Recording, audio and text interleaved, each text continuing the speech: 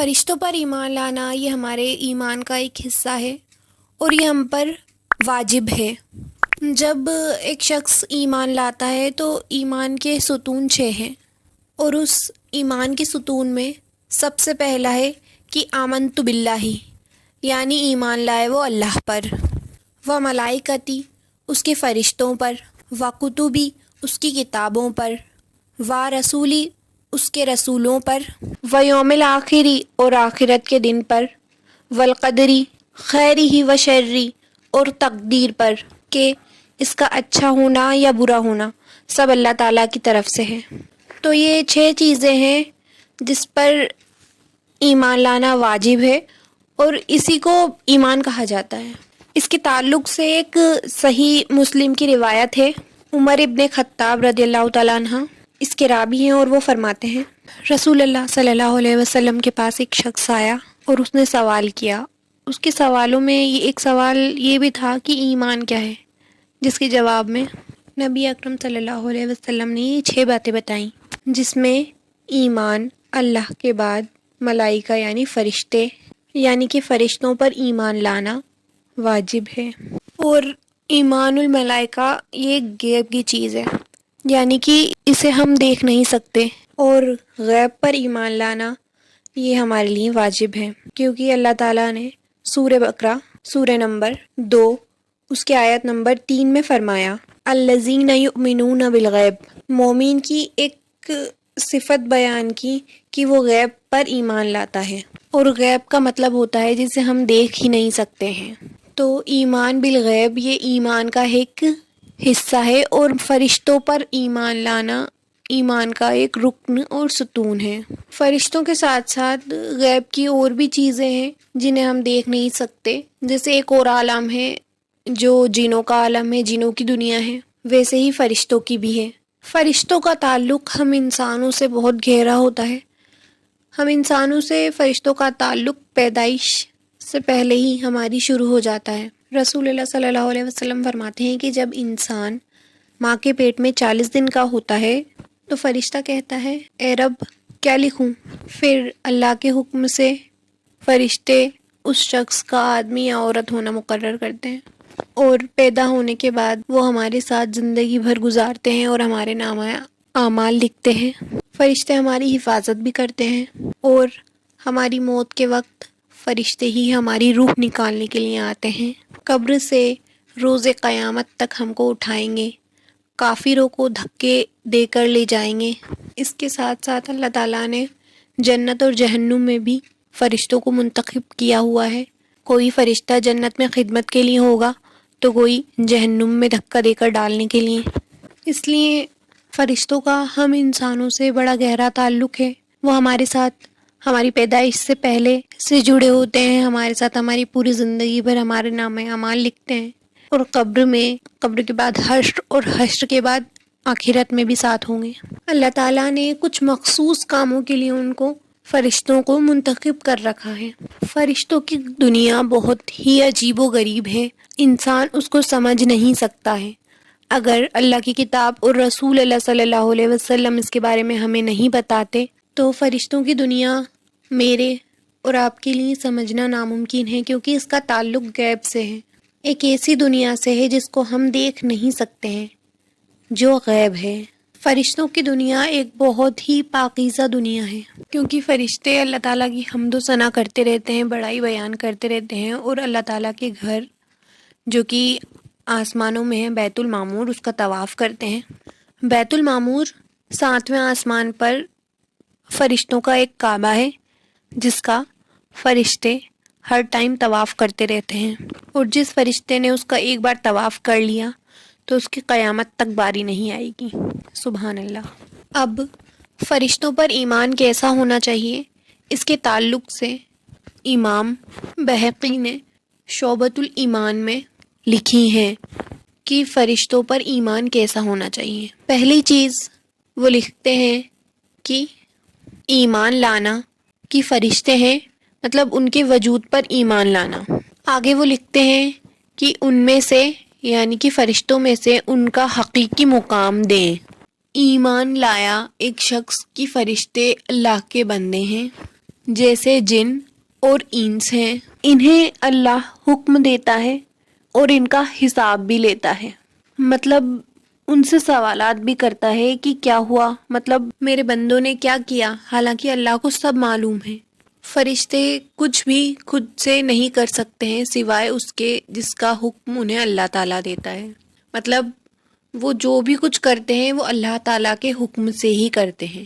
پھر وہ آگے لکھتے ہیں کہ اللہ تعالیٰ نے انہیں صلاحیت دی ہے اور انہیں موت بھی آتی ہے، لیکن انسانوں کے مقابلے وہ کافی لمبی زندگی گزارتے ہیں۔ فرشتوں کے بارے میں ایسا کچھ بھی نہیں کہنا چاہیے جن سے کہ وہ اللہ کے ساتھ شریک ٹھہر جائیں، اور انہیں معبود نہیں بنانا چاہیے جس طرح سے عرب قومیں اسلام سے پہلے ان کی عبادت کرتی تھیں۔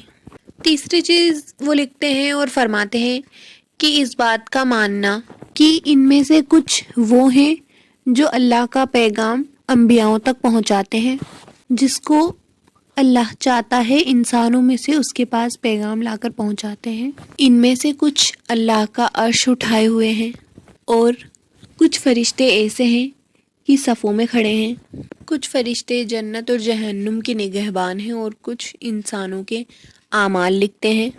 اسی طرح کچھ بادل کو بارش کے لیے ہانک کر لے جاتے ہیں۔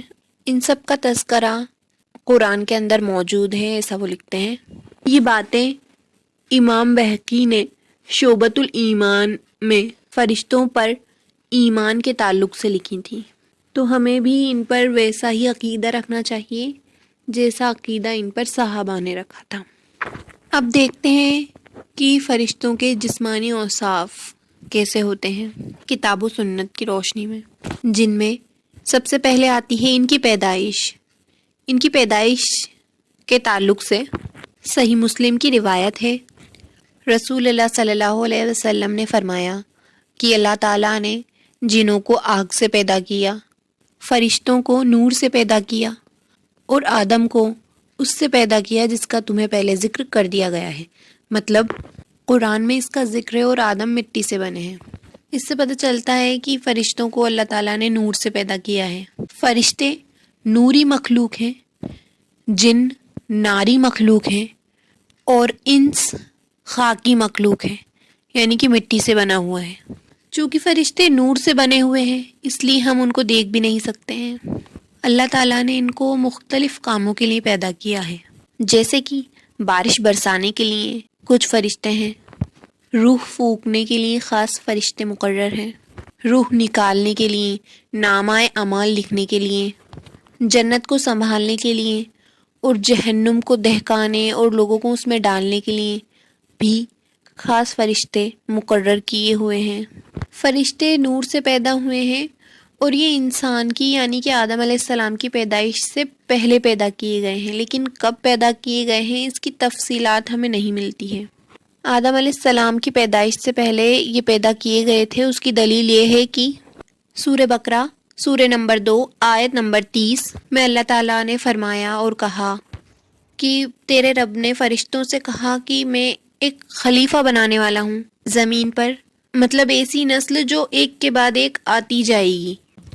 تو یہاں پر اللہ تعالیٰ نے آدم علیہ السلام کو بنانے سے پہلے آدم علیہ السلام کو بنانے کے تعلق سے فرشتوں کو خبر دی۔ اس سے یہ پتہ چلا کہ یہ آدم علیہ السلام کی پیدائش سے پہلے پیدا ہوئے ہیں، لیکن کب پیدا کیے گئے ہیں اس کی تفصیلات ہمیں نہیں ملتی ہیں۔ اپنی امت میں سے رسول اللہ صلی اللہ علیہ وسلم ہی ایک ایسی شخصیت ہیں جنہوں نے فرشتوں کو ان کی حقیقی شکل میں دیکھا ہے، اور ان کے علاوہ کسی نے بھی فرشتوں کو ان کی حقیقی شکل میں نہیں دیکھا ہے۔ رسول اللہ صلی اللہ علیہ وسلم نے عائشہ رضی اللہ تعالیٰ عنہ کو فرمایا کہ میں نے جبرائیل کو 2 مرتبہ حقیقی شکل میں دیکھا ہے۔ پہلی مرتبہ جب وہ میرے پاس وحی لے کر آئے تھے تب دیکھا ہے، اور جب وہ وحی لے کر آئے تھے تب میں نے دیکھا کہ زمین سے لے کر آسمان تک سب بھر گیا تھا جبرائیل علیہ السلام سے۔ اور دوسری بار میں نے جبرائیل کو معراج پر دیکھا تھا ان کی حقیقی شکل میں۔ صحیح مسلم کی حدیث ہے کہ جبرائیل علیہ السلام کے تعلق سے عائشہ رضی اللہ تعالیٰ عنہ فرماتی ہیں کہ یہ بہت بڑے ہوتے ہیں۔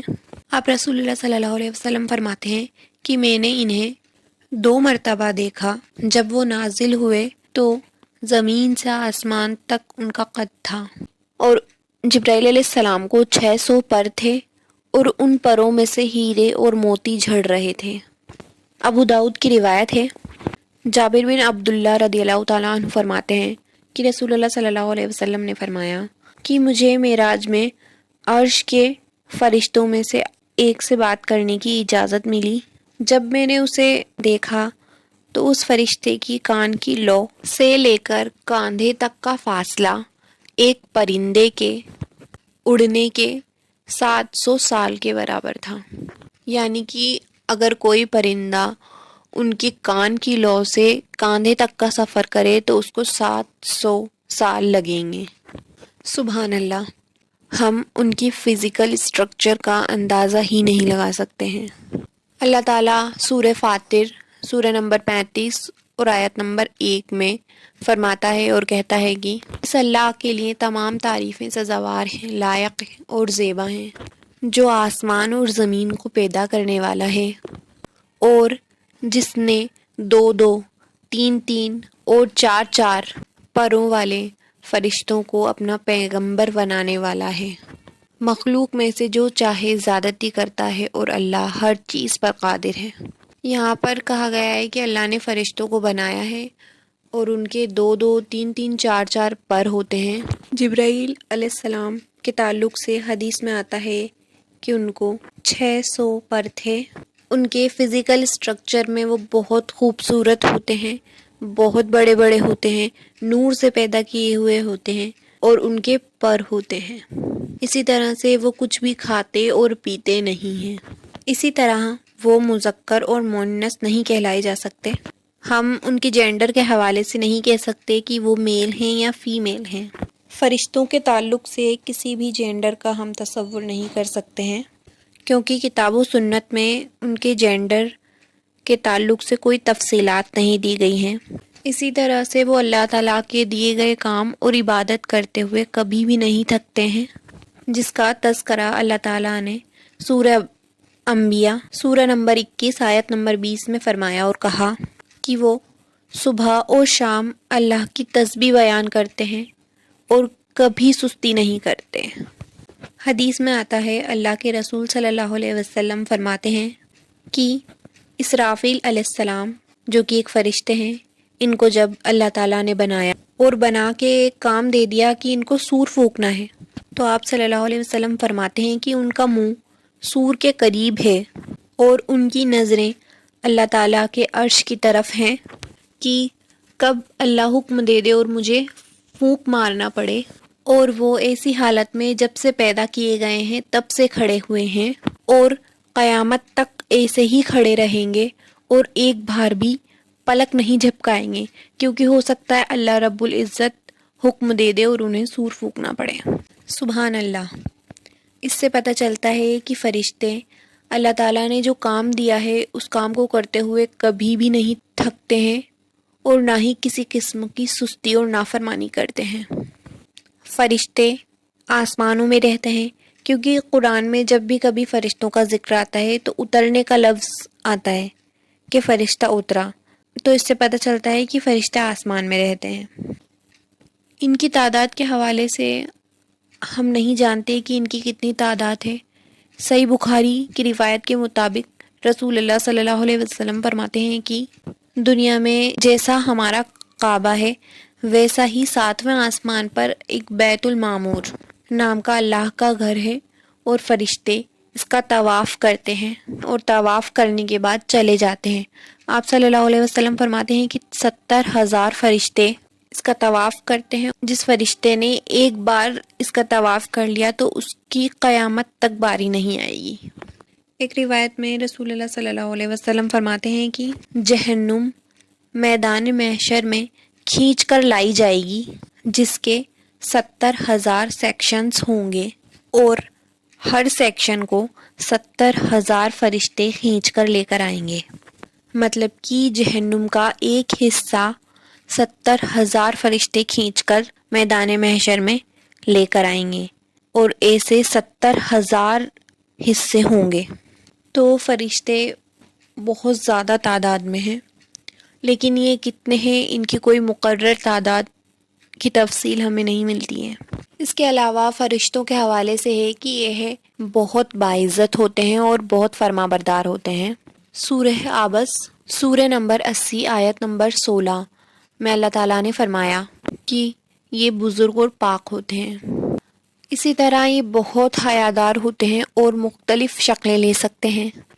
فرشتوں کی صلاحیتوں میں سے ایک صلاحیت ہے کہ یہ مختلف شکلیں لے سکتے ہیں۔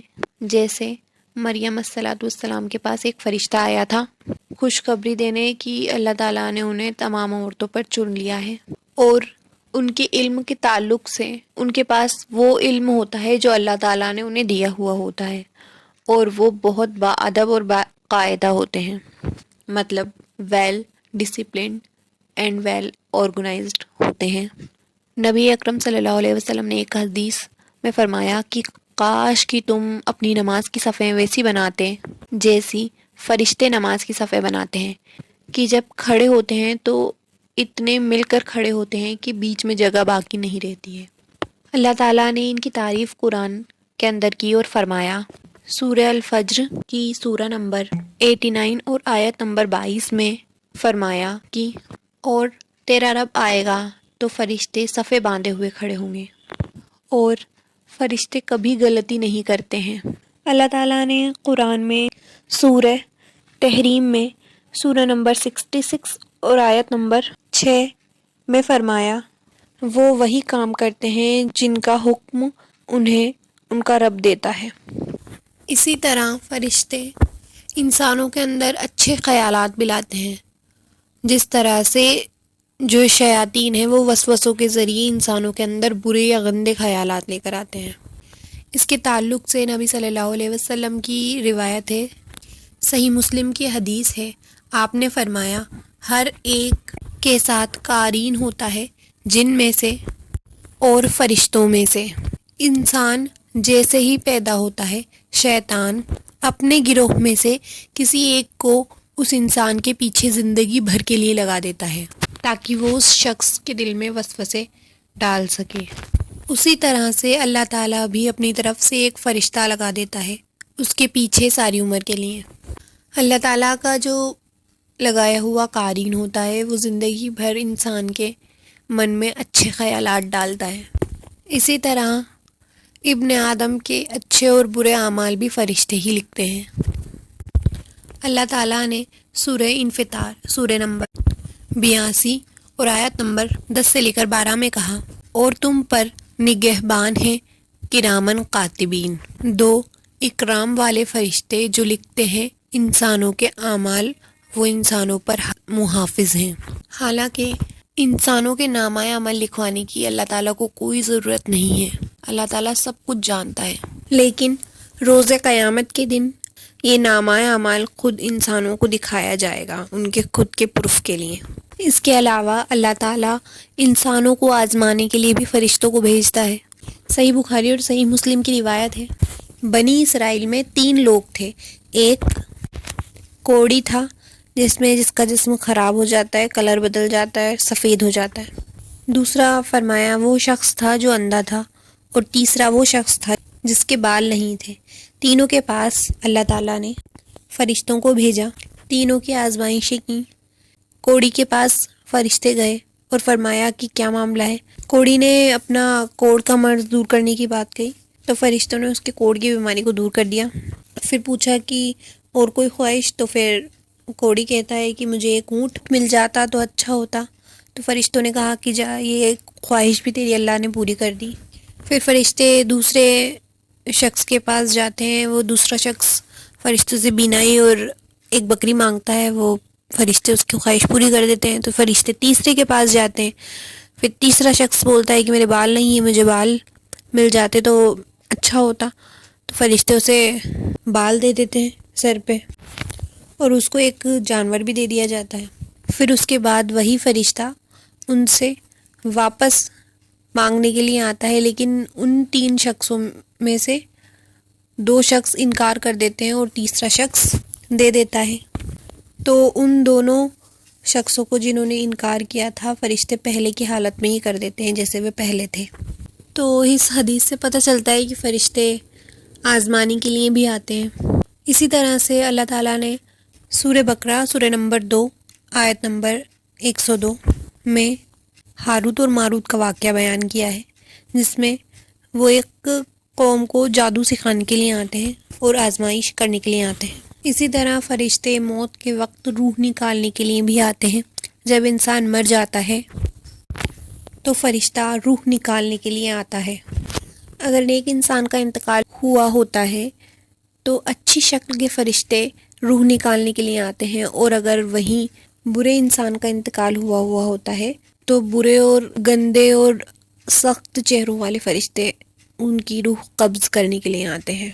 اسی طرح موت کے بعد قبر میں بھی سوال و جواب کے لیے فرشتے موجود ہوں گے۔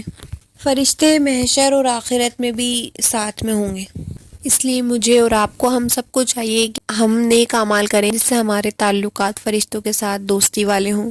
فرشتے ان لوگوں کے لیے دعائیں کرتے ہیں جو نیک اعمال کرتے ہیں۔ سبحان اللہ۔ اللہ تعالیٰ مجھے اور آپ کو، ہم سب کو گناہوں سے بچنے کی توفیق عطا فرمائے۔